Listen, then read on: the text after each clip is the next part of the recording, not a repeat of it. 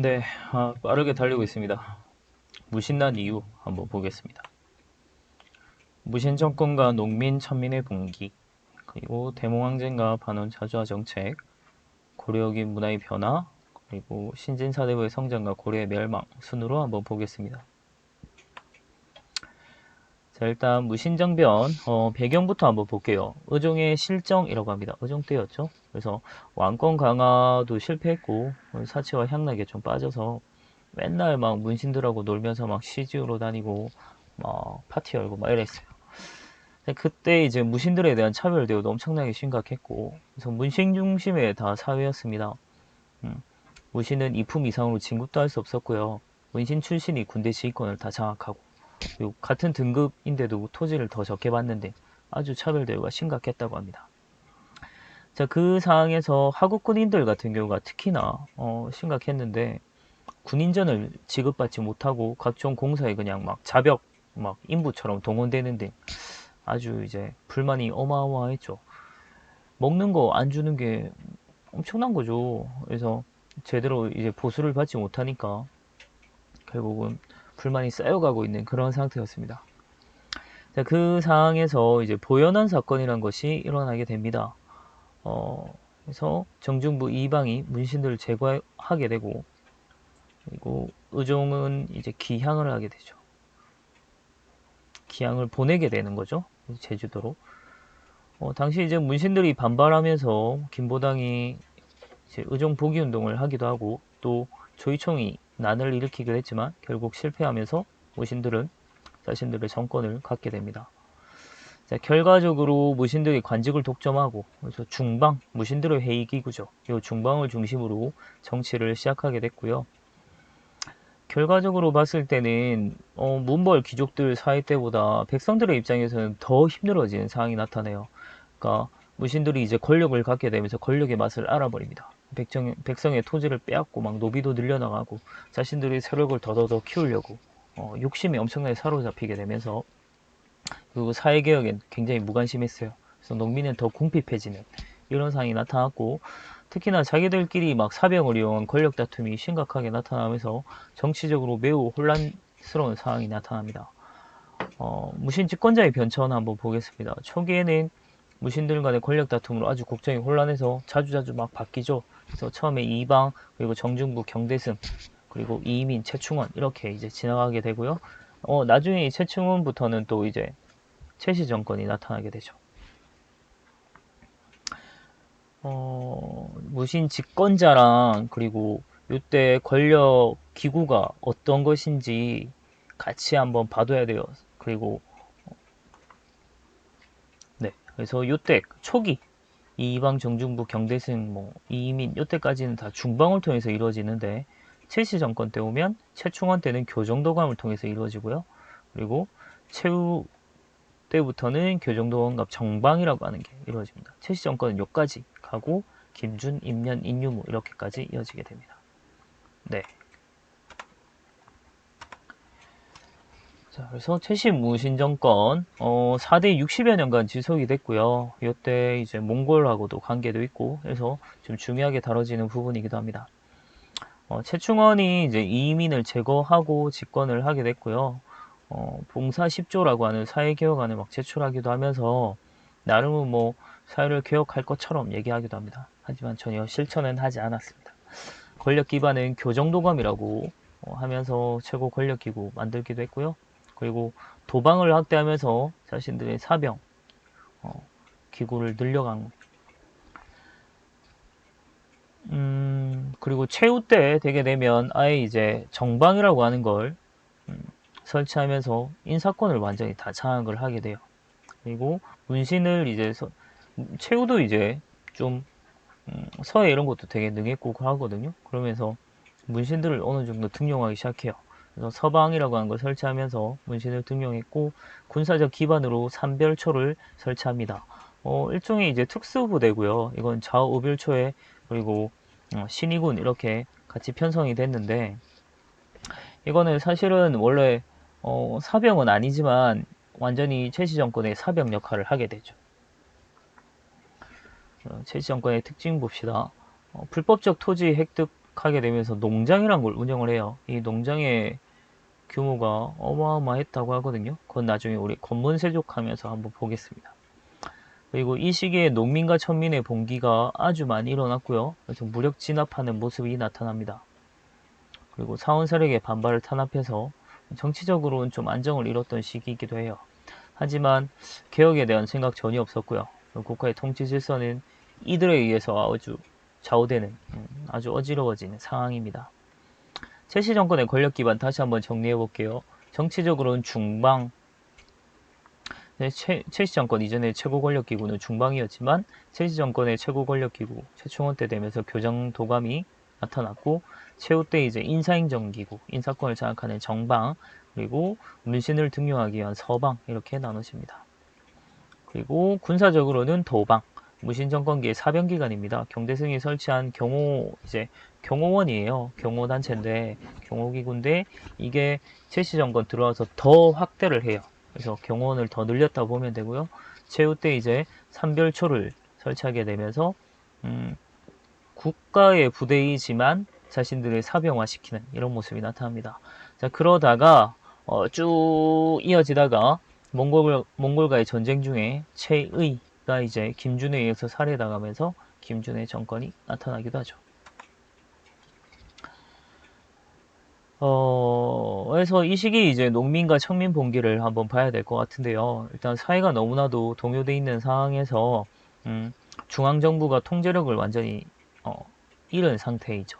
여기에다가 백성에 대한 수탈은 더더욱 심해지고 그리고 특히나 이제 심했던 곳이 특수행정구역 같은 경우 세금도 더 많이 내고 더 많은 부역을 지게 됩니다. 그에 대한 불만이 아주 커져갔던 것이죠. 거기에다가 신분 질서도 좀 동요돼요. 무신정변 이후에 노비 출신의 최고 집권자가 등장합니다. 바로 이민 같은 경우죠. 그래서 그런 거에 대해서 우리도 저렇게 될 수 있는 거 아니야? 신분 상승에 대한 기대감이 좀 상승하게 됩니다. 그래서 한번 보면 하층민의 저항운동 일단 서북 지방에서는 뭐 조이총의 난해 이거는 조이총이 농민은 아니지만 난해 이제 많은 농민들이 가담을 하면서 꽤나 대규모로 확산됐다고 합니다. 그리고 좀 하층민으로 볼 수 있는 게 이 공주 명학서죠. 소입니다. 소. 소에서 일어난 망이 망소이의 봉기 이런 게 있고요.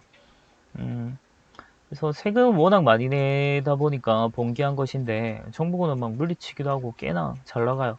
근데 명확 소를 이제 충순현으로 승격시켜주고요. 그러니까 일반 현으로 올려준 거죠. 특수행정구역 소에서 지방간을 파견하면서 하다 보니까 좀 사그라들었지만 정부권이 또 태도를 막 바꾸기도 해요. 그래서 재봉기하게 됐는데 결국 실패합니다. 경상도의 운문과 초전에서는 김삼이, 효심이 같이 봉기하게 됐고요. 그래서 경주랑 강릉 지역에 이제 연합전선이 좀 형성됐고, 그래서 장기간에 걸친 항전을 하지만 마찬가지로 결국 다 실패하게 됩니다. 그리고 또 이제 일반적인 농민 말고 이 천민들 같은 경우도 이제 전주에서 관노비들이 봉기를 해요. 그래서 신분해방운동이 나타나기도 합니다. 그래서 정말 많이 일어나요. 그래서 우리 개경의 만적도 있었고요. 그리고 네, 거기에다가 삼국 부흥운동도 막 일어납니다. 그래서 아마도 실제로 부흥할 것보다기거는 명분이 좀 필요했던 것 같죠. 그래서 경주에서 이비패자라고 하는 사람이 신라 부흥운동을 하기도 했고, 서경에선 최광수가 이제 고구려 부흥운동, 다음 담양에서는 이연년 형제가 백제 부흥운동을 하기도 합니다. 그래서 무신정권은 아주 대부분 다 무력으로 진압을 했고요. 아니면 뭐 부곡이나 소 같은 경우를 일반 군연으로 승격시켜주고 세금을 좀 감면시켜준다든지 불만을 달랜 다음에 주동자를 잡아다가 처형시키고 이런 식으로 진압하기도 합니다. 이렇게 되면서 하층민 이제 의식 변화도 막 일어나거든요. 그래서 하층민이나 노비 출신의 막 권력자가 등장하기도 했고, 그래서 신분 질서 막 흔들리기도 합니다. 거기에다가 이 무신 정권에 잘 보이게 되고 사병으로서 막 잘하다 보면 출세하는 경우도 생겨나요. 이러면서 신분 질서가 아주 많이 흔들렸던 것이죠.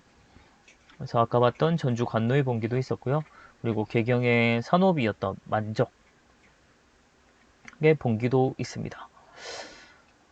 그래서 신분 해방 얘기도 하고요. 그리고 정권 획득을 위한 봉기도 계획을 했는데, 사전 이제 감행을 하지 못하고 계획이 이제 들키는 바람에 실패하게 되죠. 그래서 그 뒤에도 막 개경에서 산호비들이 전투 연습을 하다가 발각되기도 하는 등 많은 변화가 있었던 것 같습니다. 그래서 이 당시에 하층민들이 좀 의식이 좀 각성되었다라는 걸 좀 볼 수 있고요. 자, 이게 뭐 만적이 했다는 얘기거든요. 그래서 정중부의 난이유로 많은 고관이 천안 출신에서 나왔다. 왕후장상이 처음부터 씨가 있을까 보냐라고 해서 나도 될 수 있다. 그래서 때가 오면 누구나 할 수 있다. 왜 우리만 상전에 매질 당해가며 뼈가 빠지게 일만 해야 하는가? 라면서 나도 될 수 있다. 이런 얘기 하는 거죠. 다음에 몽골과의 항쟁 한번 보겠습니다. 자, 몽골과의 접촉은 처음에는 징기스탄이라고 되어 있네요. 징기스칸이죠. 그래서 칭기즈칸 13세기 동북아시아 때 이제 칭기스칸이 몽골 제국을 건설하게 되면서 금을 공격하고 그리고 동아시아 지역으로 세력을 점점 서쪽에서 동쪽으로 오게 됩니다. 그런 상황에서 이제 강동성 전투할 때 고려와 몽골이 공식적인 외교 관계를 맺게 돼요. 네, 이 고려가 아니고 몽골 기병의 모습이죠.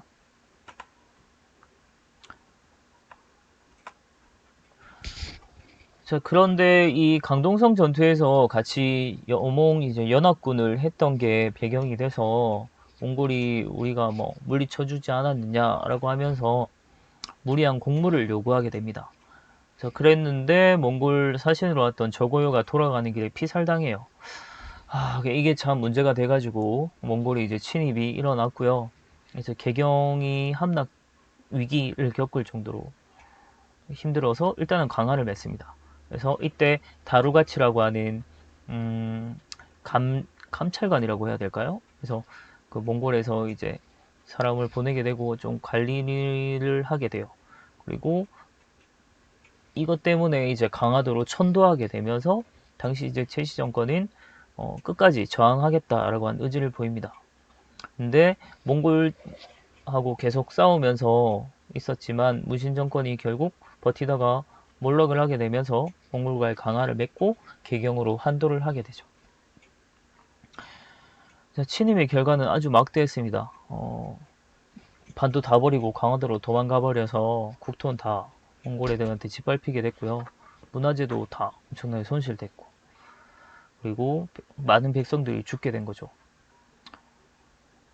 자, 이런 상황에서 뭐 나름의 업적이라고 할까요? 제시 정권에서 부처의 힘으로 몽골 애들 극복하겠다 하면서 8만 대장경을 조판하기도 했습니다.